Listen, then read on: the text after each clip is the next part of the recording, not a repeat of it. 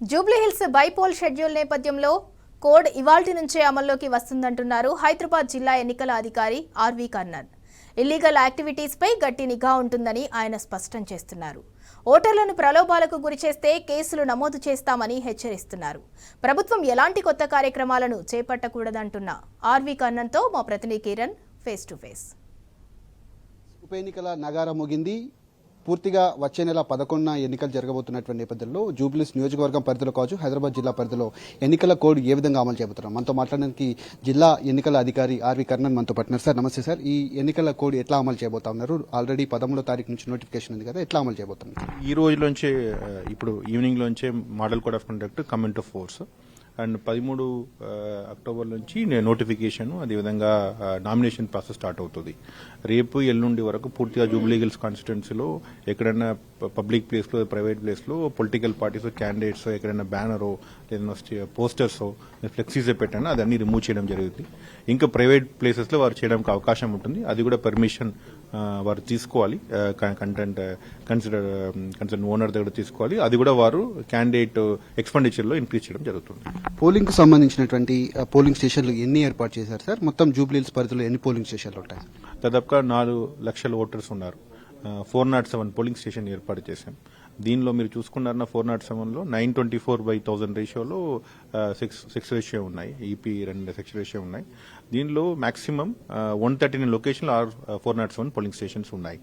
ఈ polling stations కూడా అన్ని వారు బస్సు దగ్గర లేదన్నా ఎక్కడెక్కడ వారు కాలనీస్ ఉన్నాయో అక్కడే పెట్టడం జరిగింది, నియర్ బై పెట్టడం జరిగింది. ఒక లొకేషన్లో మినిమం 3-4 పోలింగ్ స్టేషన్స్ అక్కడ ఉండడానికి అవకాశం ఉంటుంది, అది కూడా పెట్టడం జరిగింది. దీంతో పాటు అతి ముఖ్యమైన అంశం ఏం చేయాలన్నా పీడబ్ల్యూ ఓటర్స్, అదేవిధంగా సీనియర్ సిటిజన్స్ కూడా ఎవరైనా చాలా ఇమ్మొబిలైజ్ ఉన్నారో వారు కూడా పోస్టల్ బ్యాలెట్ ద్వారా ఇవ్వడానికి అవకాశం ఉంటుంది. ప్రభుత్వానికి సంబంధించినటువంటి అంశంలో కొన్ని ప్రకటనలు కావచ్చు, ప్రారంభోత్సవాలు కావచ్చు, అవన్నీ కూడా సీక్రెట్ గా కొన్ని జరుగుతూ ఉన్నాయి సార్. దానిపైన ఎట్లా నిఘా పెట్టబోతా ఉన్నారు? అవన్నీ కూడా ఎన్నికల కోడ్లు తర్వాత ఎన్నికల కోడ్లో ఎట్లాంటి చర్యలు తీసుకోబోతారు సార్? వాటిని ఇప్పుడు నుంచి ఎంటైర్ జూబ్లీహిల్స్ కాన్స్టిట్యున్సీలో no official inauguration or official foundations ఏమి ఉండదు. Completely model code of conduct వచ్చింది, దానివల్ల ఏం ఉండదు. అదేవిధంగా బెనిఫిషరీ సెలక్షన్, కొత్త బెనిఫిట్ సెలక్షన్, కొత్త ప్రోగ్రామ్స్ ఏం లాంచ్ చేయడం అక్కడ చేయడానికి అవకాశం లేదు. అదన్నీ ECI model code of conduct ద్వారా బ్యాన్ చేయడం జరిగింది.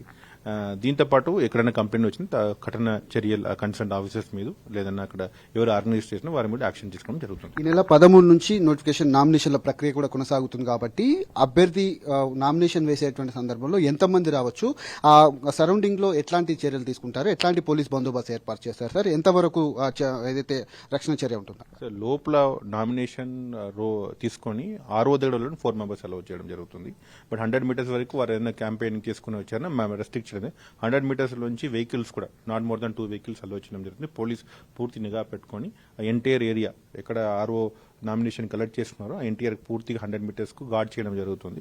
సో అక్కడ ఎక్కడైనా ఏదైనా ప్రాబ్లం రాకుండా ఉంచడానికి కంప్లీట్ పోలీస్ ప్రొటెక్షన్ ఉంటుంది, వీడియో మానిటరింగ్ చేయడం జరుగుతుంది, ఈవెన్ పారామిలిటరీ ఫోర్స్ కూడా పెట్టడం జరుగుతుంది. ప్రలోభాలకు సంబంధించినటువంటి రాజకీయ అంశంలో కూడా రాజకీయ నాయకులు ప్రలోభాలకు భారీ ఎత్తున ఓటర్లను గురి చేసేటువంటి అవకాశం ఉంటుంది. వాళ్ళ మీద ఎట్లా నిఘా పెట్టబోతున్నారు సార్?